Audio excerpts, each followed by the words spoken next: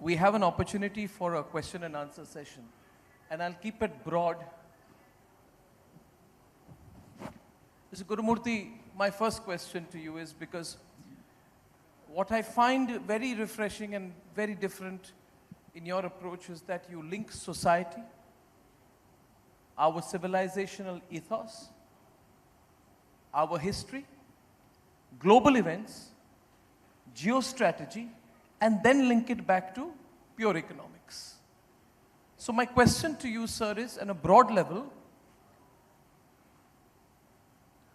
has the West undermined the impact of geopolitics on economics, or post-World War II, have they taken the geopolitical order in the world for granted?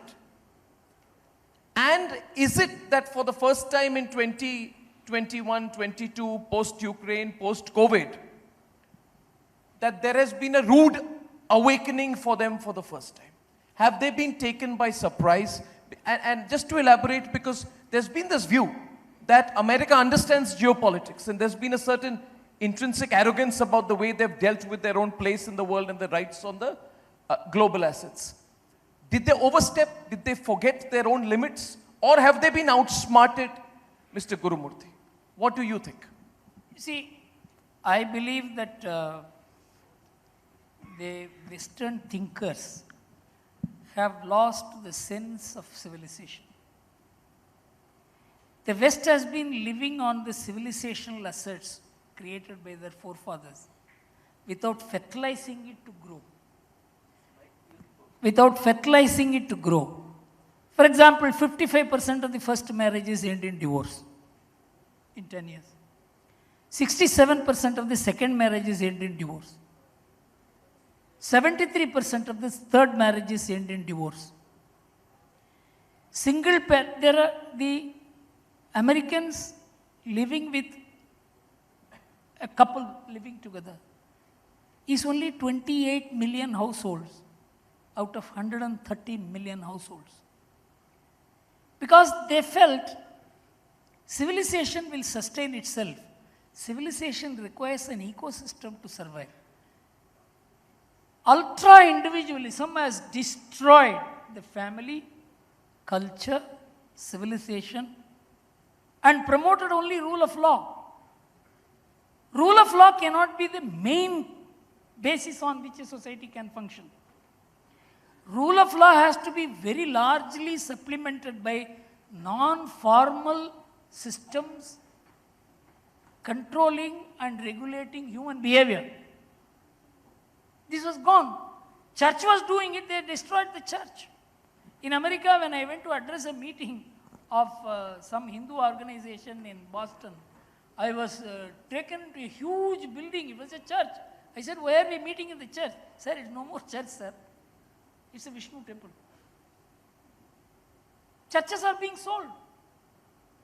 So, when you think that 5 years is the limit for human existence, your short-termism, 5 years politics, 1 year economics, quarterly results, overnight interest, this has destroyed you.